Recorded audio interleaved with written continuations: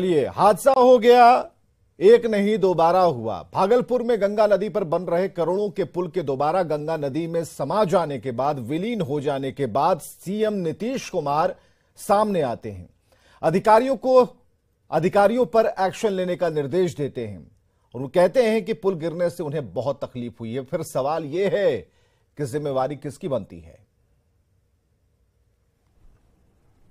वो थोड़ा सा भी नैतिकता बचा है तो तुरंत इस्तीफा करना चाहिए। उसको बड़ा तकलीफ हुआ। भागलपुर और खगड़िया को जोड़ने वाला पुल गंगा में विलीन हो गया। पुल गिरने के बाद विपक्ष हमलावर है। बीजेपी नेता सीधे सीधे सीएम नीतीश पर निशाना साध रहे हैं। वहीं दूसरी तरफ अपने ड्रीम प्रोजेक्ट के टूटने पर बिहार के मुख्यमंत्री दुखी हैं। नीतीश कुमार ने कहा कि पुल गिरने से उन्हें बहुत तकलीफ हुई है। कोई बना रहा है, इतना देर क्यों कर रहा है, उसको बड़ा तकलीफ हुआ, इसलिए हमने कह दिया कि उसको तत्काल देखिए। और ठीक नहीं बना रहा है तभी गिर जा रहा है भाई। 23 फरवरी 2014 में नीतीश कुमार ने इस पुल का शिलान्यास किया था। पुल को 2020 तक बनकर तैयार हो जाना था, लेकिन अब तक 7 डेडलाइन फेल हो चुकी है। चिंता वाली बात यह है कि 30 अप्रैल 2022 को भी इस पुल का एक हिस्सा गिरा था। तब भी जांच बैठाई गई, लेकिन एक तरफ जांच चलती रही, दूसरी तरफ पुल का काम चलता रहा। सवाल है कि क्या दुखी होने से जनता की गाढ़ी कमाई से बन रहे इस पुल टूटने की भरपाई पूरी हो जाएगी?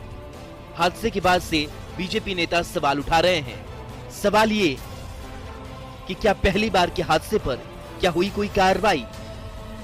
क्या पहली जांच रिपोर्ट आ गई?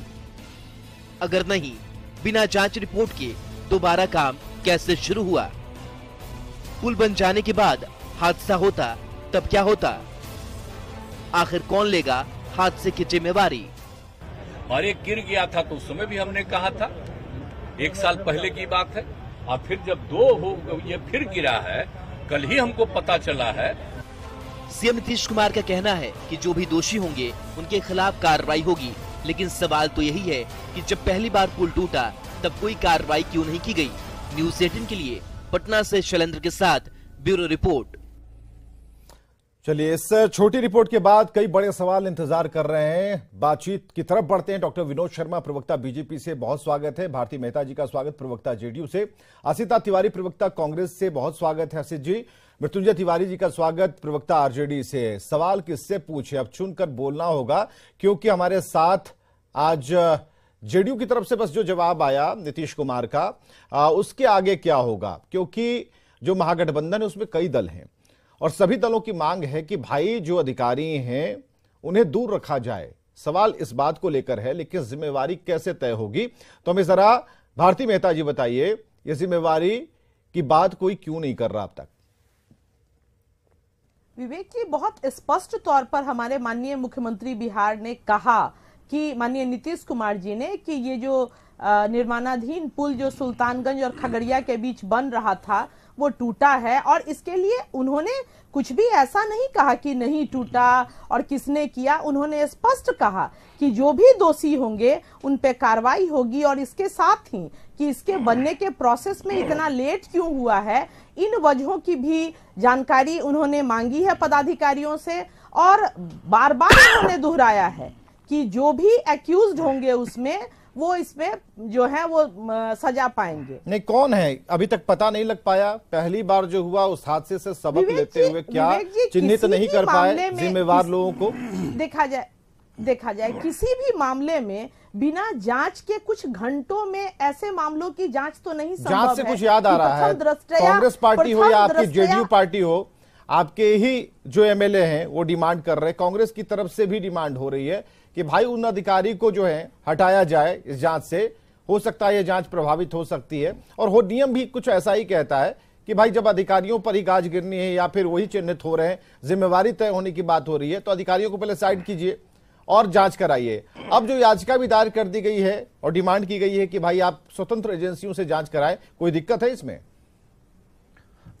दिक्कत की कोई बात नहीं है, और तमाम चीजें माननीय मुख्यमंत्री जी के संज्ञान में हैं, तो आपके चैनल्स के माध्यम से मैं संपूर्ण राज्यवासियों को ये विश्वास दिलाना चाहती हूँ कि बहुत जल्दी इस मामले में जो भी सत्य होगा वो संपूर्ण आसिता तिवारी जी हमारे साथ हैं। एक मिनट रुकिए मैडम। आसिता तिवारी जी, अभी कुछ देर पहले उत्तल कृष्ण जी को हम सुन पा रहे थे और ये डिमांड हो रही है कि भाई स्वतंत्र एजेंसियों से जांच कराई जाए और खासकर किसी एक अधिकारी का नाम लेकर ये कहा जा रहा है कि इनको तो कम से कम हटा के बात कीजिए। देखिए, ये कोई छोटी मोटी घटना नहीं है विवेक जी।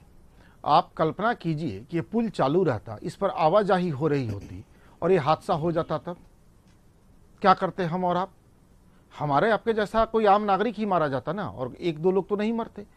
इस तरह की लापरवाही कैसे बर्दाश्त कर ली जाएगी? और सिर्फ कंपनी को ब्लैकलिस्ट करने से तो काम चलेगा नहीं।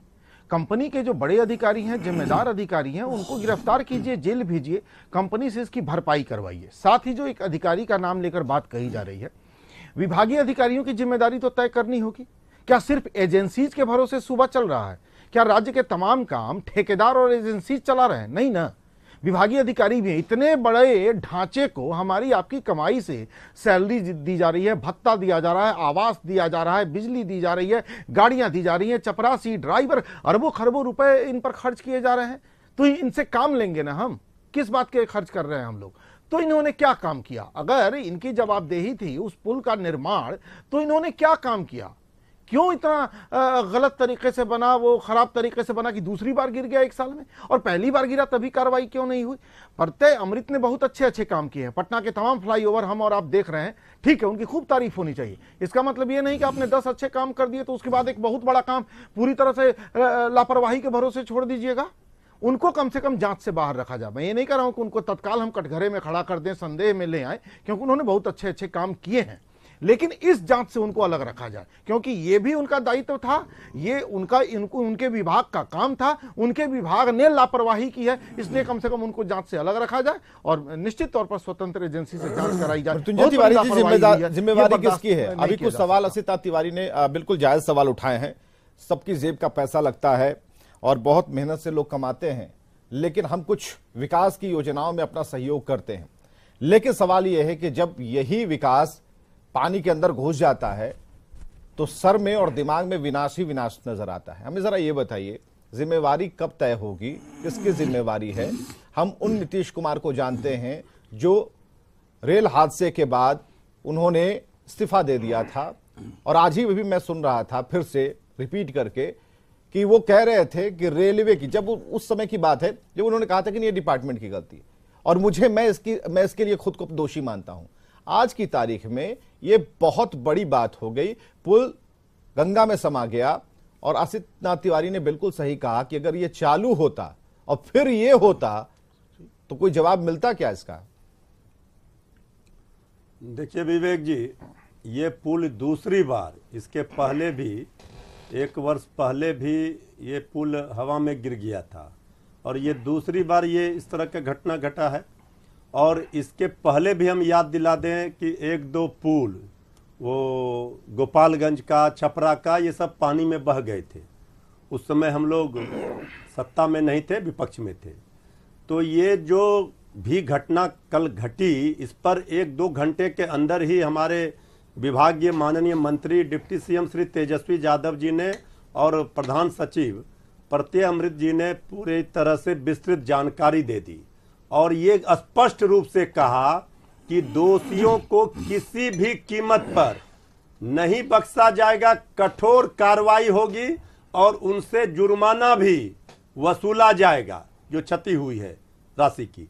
तो ये स्पष्ट सरकार का है कि ये क्या इस बारे में जानकारी थी तेजस्वी को, नीतीश कुमार को, सभी को कि गलत तरीके से बनाया जा रहा है? देखिए विवेक जी जब पहली बार पुल क्षतिग्रस्त हुआ था तो उस समय जो सवाल खड़े हुए थे, इसके बाद भी अभी कल ही डिप्टी सीएम श्री तेजस्वी यादव जी ने दिखाया कि विधानसभा में जब प्रश्न किए गए थे जेडीयू के माननीय विधायक और कांग्रेस के माननीय विधायक के द्वारा, तो उन्होंने जवाब में कहा था कि कुछ गड़बड़ियां देखी जा रही है उस मामले में, कुछ जो 5 नंबर का पियर था उसको पूरी तरह से ढा दिया गया था। इसके बाद भी कुछ दरार आ रहे थे। आईटी रुड़की के इंजीनियर के द्वारा इसकी जांच चल रही थी। अभी फिर से दोबारा श्री तेजस्वी यादव जी को ये था कि नहीं तो कोई ऐसी दुर्घटना न घट जाए पुल निर्माण के बाद, ये निर्माणाधीन है, नहीं तो इसको पूरी तरह से डेमोलिश करके नए पुल निर्माण को बनाया जाएगा। ठीक है, लेकिन तब तक ये घटना घटी। संयोग ये है, जहां तक सवाल है प्रत्यय अमृत जी का, प्रत्यय अमृत जी को मैं उनकी कार्य क्षमता को, उनकी कर्तव्य निष्ठा को व्यक्तिगत रूप से जानता हूं। ऐसे तेज तर्रार अधिकारी हैं, उनकी कार्य क्षमता आपको पता है, तेजस्वी जी की कार्य क्षमता भी पता है, नीतीश कुमार जी की कार्य क्षमता पता है। जब सौदे की कार्य क्षमता इतनी मजबूत थी तो ताज के पत्तों की तरह बिना हवा चले, बिना आंधी आए, ये कैसे नदी में समा गया? इतने दिनों तक शासन में ये विभाग कौन संभाल रहे थे? तो आप तो ऐसे कह रहे हैं, गंभीर सवाल वहां है। आप तो ये ऐसा कह रहे हैं कि गड़बड़ियां हुई कहां? नहीं, तो पुल खड़ा होकर मेहरबानी कर रहा था ना, ये पुल नहीं, पुल खड़ा करवाया। पुल खड़ा जो भी पिछले 5 वर्षों से ये विभाग भारतीय जनता पार्टी के पास था, और जो भी गड़बड़ी हुई श्री तेजस्वी यादव जी ने विधानसभा में भी कहा और लगातार समीक्षा करके ये बातें कहते रहे कि इस गड़बड़ी को ठीक करना है, सारे चीजों को ठीक करना है। उन्होंने रुड़की के आईटी के इंजीनियर के द्वारा जांच करवाई, हर समीक्षा में उन्होंने लाख कहने के बाद भी ठीक नहीं हुआ। इसीलिए हमने कहा कि ये जो गड़बड़ियां हुई इसके लिए जो भी जिम्मेवार है सब कौन है? वही तो ढूंढ रही है। दूध का दूध, आप बता दीजिए मृत्युंजय तिवारी जी, कौन जिम्मेवार है? हम कह रहे इसका दूध का दूध और पानी का पानी होगा। थोड़ा इंतजार छोड़िए, पानी में पुल गिर गया, हो रही है। दूध छोड़िए, पानी में पुल गिर गया तो नहीं, हमें ये बताइए ना, दूध का दूध छोड़ दीजिए, पानी का पानी बताइए। गुजरात जैसे जगह में आपको पता है ये तो निर्माणाधीन पुल था, जिम्मेवार कौन है? जो जिम्मेवारी हम तो कल इसकी जिम्मेवारी तय होगी, थोड़ा इंतजार तो कीजिए। डॉक्टर विनोद शर्मा, कार्रवाई होगी। ठीक है, कार्रवाई होगी, ये तो होता ही है ना सर, ये होता है, बयानों में होता है। हाँ विनोद शर्मा जी। विवेक जी, बहुत ही महत्वपूर्ण बात है कि ये पुल पहले से निर्माणाधीन है और 1 वर्ष पूर्व मुख्यमंत्री जी भी कह रहे हैं कि गिरा था, पाया क्षतिग्रस्त हुआ था। विधानसभा में काफी हंगामा हुआ था, जदयू के विधायक संजीव कुमार ने ही मुद्दा उठाया था और लगातार अभी भी 2 विधायकों ने कहा कि इसकी जांच हो, उच्च स्तरीय जांच हो। हमारे प्रदेश अध्यक्ष सम्राट चौधरी जी ने भी कहा है कि जो अभी सिटिंग जज हैं उनसे आप जांच कराइए, तब इसकी सत्यता सामने आएगी। क्योंकि कहीं न कहीं से काफी लापरवाही हुई है। अब ये कह रहे हैं कि सरकार में बीच में नहीं थे, लेकिन शुरू कब हुआ था भी तो बता दीजिए।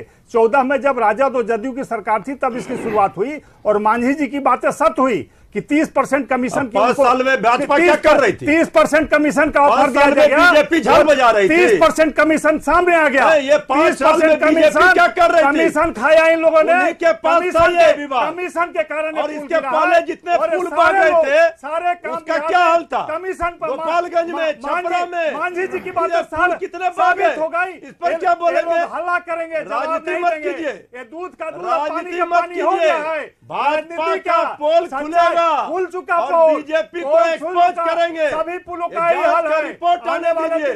दूसरे पुल का भी पालू की जांच हो रही है, हिम्मत है तो पूरी तरह से एक्सपोज होगी भाजपा।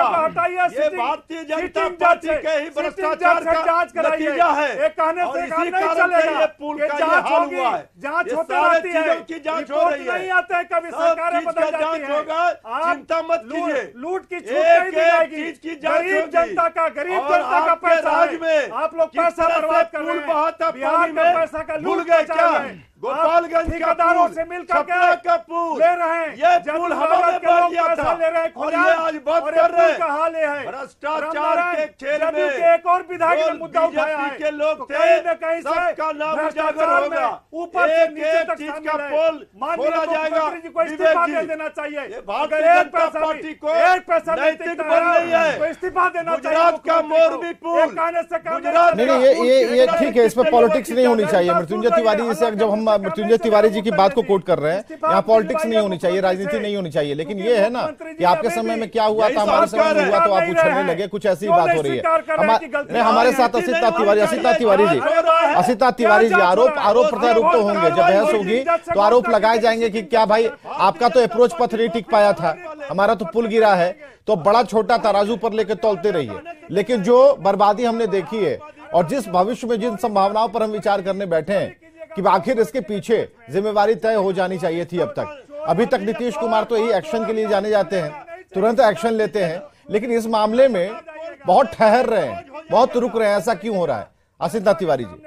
बिहार को लूट रहे हैं मिलजुल करके और सारी बातें। अरे रुकिए तिवारी जी को बोलने दीजिए। असिता तिवारी। हाँ। विवेक जी, मैं प्रश्न ही नहीं सुन पाया, जरा दोहरा दीजिए। सवाल ये है कि नीतीश कुमार को हम बोलेंगे हल्ला करने के अलावा अरे क्या सुनिए बोलेंगे? भाई, हवा में बात थोड़ी हो रही है। अरे हवा में पुल गिरा, अरे हवा से पुल नहीं गिरा है ना। अरे ठीक है ना, अरे पुल को माँ गंगा ने बुला लिया, समझिए ना। पुल जो है समाधि, जल समाधि ले चुका है। सुनिए, लेकिन जिम्मेवारी किसकी है विनोद शर्मा जी? आपके ऊपर भी उंगली उठेंगे। अप्रोच पथ याद रखिएगा। नहीं ठीक तो नहीं, इस पर काट नहीं सकते हैं ना। मृत्युंजय तिवारी को कैसे काटेंगे आप? भाजपा दोषी है, देख रेख में हो रहा है। नहीं, आप मृत्युंजय तिवारी को कैसे काटेंगे? कैसे काटेंगे मृत्युंजय तिवारी को? आप अप्रोच पथ संभाल पाए थे? अप्रोच पथ संभाल पाए थे? नहीं संभाल पाए थे ना। ठहर के बात कीजिए। हाँ, असिता तिवारी जी, नीतीश कुमार की जो कार्यप्रणाली है उसमें एक्शन की बात होती है कि नीतीश कुमार के संज्ञान में बात आई तो एक्शन होता है। इस मामले में जिम्मेवारी तय करने के मामले में एक्शन अब तक क्यों नहीं हुआ, ये सभी पूछ रहे हैं। और सोशल मीडिया पर जब मैं देख रहा हूं, कमेंट बॉक्स को चेक कर रहा हूं, तो उसमें भी यही सवाल है। ये अच्छा हुआ विवेक जी, अच्छा हुआ मृत्युंजय तिवारी जी ने IIT रुड़की का जिक्र किया। 10 साल लगे, अभी तक पूरा नहीं हुआ। 2019 10 साल मुख्यमंत्री रहेंगे क्या नीतीश कुमार जी? रुकिए, उद्घाटन कर पाएंगे क्या? बोल ही नहीं। अरे भाई, आपने शुरुआत किया। विनोद शर्मा जी रुकिए ना। 2019 में IIT रुड़की के प्रोफेसर अभयानंद मौर्य जी पटना आए एक विस्तृत रिपोर्ट लेकर, और 19 में, और विभागीय मंत्री से मिलने के लिए पूरे 8 दिन वो पटना रहे। 9वें दिन वो चले गए। इस विभाग के मंत्री ने उनसे मिलना तक उचित नहीं समझा। वो इसी पुल से संबंधित रिपोर्ट उनको पेश कर। सर सुन लीजिए ना, उनको मिलना था विभागीय मंत्री से, उन्हें मुख्यमंत्री से मिलना ही नहीं था। गजब बात कर रहे हैं, सुनिएगा। आपके मंत्री क्यों नहीं मिले? मंत्री आपका राजा है क्या कि वो नहीं मिलेगा किसी से? क्या बात कर रहे हैं? सचिव आपका मंत्री कहीं का राजा है क्यों किसी से नहीं मिलेगा? क्या बात कर रहे हैं? करते थे वो आदमी मंत्री से मिलने, रुड़की का एक प्रोफेसर पूरी रिपोर्ट लेके यहाँ 8 दिन बैठा रहा, और आपके मंत्री को टाइम नहीं था मिलने का। ऐसे भ्रष्ट मंत्री को पकड़ के पहले जेल भेजना चाहिए। पहले तो उस मंत्री के गर्दन में इस समय हाथ लगाया, पुलिस लटका के जेल भेज दे। ये भ्रष्टाचार का पैसा वो मंत्री, पूर्व मंत्री खा के बैठा है, भ्रष्टाचार की, जिसको इतना वक्त नहीं है कि वो IIT के प्रोफेसर से मिल सके। उसको मंत्री रहने का हक था, उसको तो उठा के जेल भेज देना चाहिए था। पूरी तरह से भ्रष्ट है आप लोग। मोरबी का घोटाला किया, यहाँ का घोटाला किया, लूट के आप लोगों ने पूरे देश को बर्बाद किया है।